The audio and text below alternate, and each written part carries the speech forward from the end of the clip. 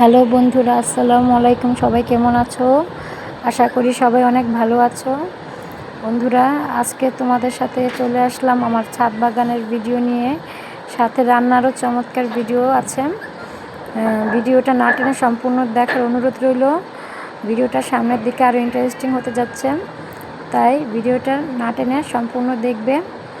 আর প্রতিদিন তো আমি তোমাদের সাথে আমার রান্নার ভিডিওর সাথে আমি ইসলামিক গল্প শেয়ার করি, কিন্তু আজকে কিছু শিক্ষণীয় কথা তোমাদের সাথে শেয়ার করব।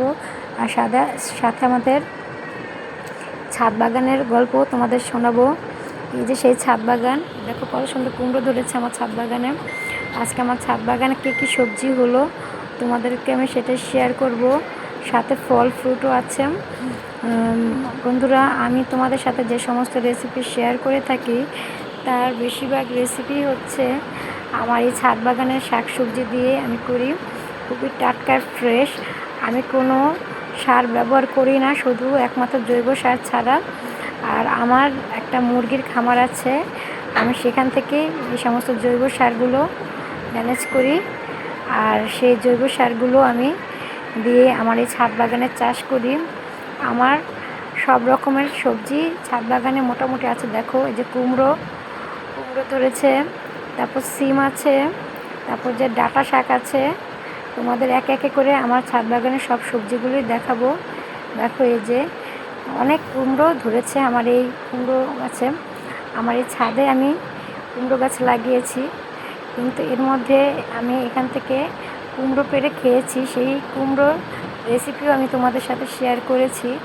আর এই কুমড়োগুলো যখন বড় হবে, তোমরা দোয়া করো আমার এই কুমড়োগুলো যেন টিকে বড় হয়। তাহলে আমি এই কুমড়ো দিয়ে তোমাদেরকে আরও রেসিপি করে দেখাবো। দেখো, কুমড়ো গাছটা আমি বাইয়েছি আমার ছাদের দেয়ালের মধ্যে। সেখানে ড্রাগন গাছ আছে, সেই ড্রাগন ফল গাছের উপরে কুমড়ো গাছটা বেয়েছে, সুন্দর কুমড়ো ধরেছে। খুবই চমৎকার। শহরের বাড়িতে এরকম ফ্রেশ শাকসবজি লাগিয়ে খাওয়ার মজাই অন্যরকম। বন্ধুরা, দেখো যে বরবটি গাছ লাগিয়েছি, অনেক অনেক বরবটি হয়েছে, অনেক বরবটি পেরে খেয়েছি। এগুলো আবার বরবটির নিচের দিকে হয়েছে। দেখো বরবটিগুলো কি সুন্দর গিরায় গিরায় বরবটি ধরেছে। বন্ধুরা, অনেক বরবটি পেরে খেয়েছি। সেই বরবটির রেসিপিও তোমাদের সাথে আমি শেয়ার করেছি। এই যে সিম বরবটি এই সব তরকারি দিয়ে আমি মাছ দিয়ে রান্না করেছি, তোমাদেরকে আমি ভিডিও দেখিয়েছি। আর এই যে দেখো ডাঁটা, কী পরিমাণ ডাঁটা হয়েছে আমার এই ছাদ বাগানে। দেখো অনেক অনেক ডাঁটা হয়েছে। আমি এখনও ডাঁটা উঠাইনি, খাইনি, কিন্তু অতি শীঘ্রই উঠাবো ডাঁটা। সেই ডাঁটা দিয়েও তোমাদেরকে আমি রেসিপি করে দেখাবো। তারপর বেগুন, টমেটো, এই সব কিছুই তোমাদের সাথে আমি শেয়ার করেছি। এগুলো সবই আমার ছাদ বাগানের শাকসবজি। তোমাদেরকে আমি রেসিপিতে বলি যে এই তরকারিগুলো আমার ছাদ বাগানের, কিন্তু তোমরা অনেকে হয়তো বিশ্বাস করছো না যে আমি তোমাদের সাথে হয়তো মিথ্যে কথা বলছি। আমার ছাদ বাগানে এত শাকসবজি কি ধরে নাকি? হ্যাঁ, আল্লাহর রহমতে আমি যেই শাকসবজি লাগিয়েছি সব কটা শাকসবজিতে ভালো ফলন এসেছে। প্রচুর বেগুন, টমেটো, আমি সিম, তারপরে বলো তুমি, সব শাকসবজি আমার ছাদ বাগান থেকে আমি হারভেস্ট করে থাকি। এই যে দেখছো, এটা হচ্ছে লোয়াই গাছ। এবার দেখো, লোয়াই গাছও আমার অনেক লোয়াই এসেছে। প্রতিবারই আসে এরকমই, যা আসে আমার ফ্যামিলিতে হয়ে যায়, আমার কিনে খেতে হয় না। দেখো প্রচুর লোয়াই এসেছে আমার গাছে। শুধু আমি একটা বালতির মধ্যে লাগিয়েছি। হ্যাঁ, গাছটার বয়স হয়েছে, কম হয়নি, 3-4 বছর বয়স হয়ে গেছে গাছটার। তারপরে দেখো এরকম লোয়াই আসছে। একটা বালতিতে লাগিয়েছি, তারপরেও আসে, মোটামুটি ফলন খারাপ আসে না। যদি একটা ড্রামে লাগাতে পারতাম তাহলে হয়তো আরও বেশি ফলন আসতো। এই যে দেখো, আমি একটা খেয়ে দেখালাম তোমাদের। হ্যাঁ, খুবই মজার আর মিষ্টি হয় লোয়াইগুলো পাকলে গাছে, খুবই টেস্টি। আর আমার আমড়া গাছের আমড়া পেরেছি, সেই আমড়া দিয়ে আচার বানিয়েছি, সেই রেসিপিও আমি তোমাদের সাথে শেয়ার করেছিলাম। আমার আমড়া গাছও প্রচুর আমড়া ধরে, সবেদা গাছেও। সেই গাছগুলো আমি তোমাদেরকে সাথে শেয়ার করব। এখন তো আমের সিজন, আমের মুকুল যখন ধরেছিল তোমাদেরকে দেখিয়েছি। দেখো আমার এই আম গাছটা ড্রামে লাগিয়েছি, মাশাআল্লাহ দিলে অনেক সুন্দর আম ধরেছে। এই আমটার নাম হচ্ছে কলা আম। সেই কলা আম ধরেছে, দেখো মাশাআল্লাহ দিলে অনেক আম এসেছে। এবার আমার 4টা 5টা গাছ, কিন্তু আম টিকেছে মাত্র 2টা গাছেই।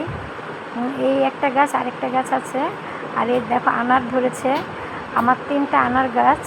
3টা আনার গাছে আনার অসম্ভব মজাদার, অনেক বড় বড় হয়। দেখো এই আনার গাছটা প্রায় মরেই যাচ্ছিল, এটাতে আবার সার দিয়ে আরও যত্ন করে গাছটা আবার দেখে আগের মতো সুন্দর হয়ে উঠেছে মাশাআল্লাহ দিলে। আবার ফলনও এসেছে। এটার বয়সও 3-4 বছর হবে। এই আনার গাছটা থেকে অনেক আনার খেয়েছি, অনেক বড় বড় আনার হয়। যখন বড় হবে আমি তোমাদের তখনও দেখাবো, শেয়ার করব। এই দেখো আর এখানে আমি বরবটি গাছ লাগিয়েছি, সেখানেও বরবটি হয়েছে। দেখো আমার কিন্তু এবার প্রচুর বরবটি পেরে খেয়েছি, তারপরেও আবার বরবটি আসছে। আমার কিন্তু শাকসবজি তরি তরকারি মাশাআল্লাহ দিলে কিনে খেতে হয় না। আমার ছাদ বাগানে আমি যেটা লাগাই সেটাই হয়। আর আমার ছাদ বাগানে সকল শাকসবজি আছে মোটামুটি। এই যে দেখছো পেয়ারা গাছ, অনেক পেয়ারা এসেছে, অনেক পেয়ারা এসেছে আমার এই পেয়ারা গাছটা। এই পেয়ারা গাছের পেয়ারাগুলো অসম্ভব মজাদার। যখন বড় হবে পাকবে তোমাদেরকে আমি দেখাবো। এর আগে একবার এক ভিডিওতে দেখিয়েছিলাম আমার পেয়ারা গাছে 3টা পেয়ারা গাছ, 2টার মধ্যেই এরকম পেয়ারা আসে। এটার ভিতরে এরকম বড় বড় পেয়ারা হয়। আরেকটা পেয়ারা গাছ আছে, সেটাও তোমাদের আরেকটা ভিডিওতে শেয়ার করব। সেই পেয়ারা গাছের পেয়ারার ভিতরে লাল হয়, খুবই অসম্ভব মজাদার টেস্টি হয়। আর এই যে আনার গাছ আরেকটা, এই আনার গাছটা প্রায় মরে যাচ্ছিল, এখন আবার সুন্দর আনার ধরেছে। হ্যাঁ, তারপর এই যে দেখো আমার এই আম গাছ, মাশাআল্লাহ দিলে এখন এই আমগুলো টিকলেই হয়। আম তো এই পর্যন্ত টিকে আছে আল্লাহর রহমত। দেখো বন্ধুরা, একটা ড্রামে লাগিয়েছি, তারপর মাশাআল্লাহ দিলে আমার এই একটা আম গাছে অসম্ভব আম ধরেছে। তোমরা দোয়া করবে যাতে আমার আমগুলো টিকে। আমার ছাদ বাগানে এরকম তোমরা যারা যারা ছাদ কৃষি পছন্দ করো, আমার মতো এরকম ছাদ বাগান করে নিজেদের পারিবারিক চাহিদা মেটাতে পারো। খুবই সুন্দর। দেখো আমার এই ছাদ বাগানের শাকসবজি আমি নিজেও খাই, আবার আত্মীয় স্বজন সবাইকেই দেই। আমার পারিবারিক চাহিদা মেটেও আরও থেকে যায়। তাই তোমাদের যার যেখানে যতটুকু জায়গা আছে তোমরা এরকম ছাদ বাগানে করতে পারো। তো বন্ধুরা, ছাদ থেকে ঘরে চলে আসলাম, বাচ্চাকে রুটি বানিয়ে দিলাম। গরুর মাংস তরকারি দিয়ে রুটি খাবে। এখানে আমি রুটি বানিয়ে বাচ্চাকে দিলাম খেতে গরুর মাংস তরকারি দিয়ে।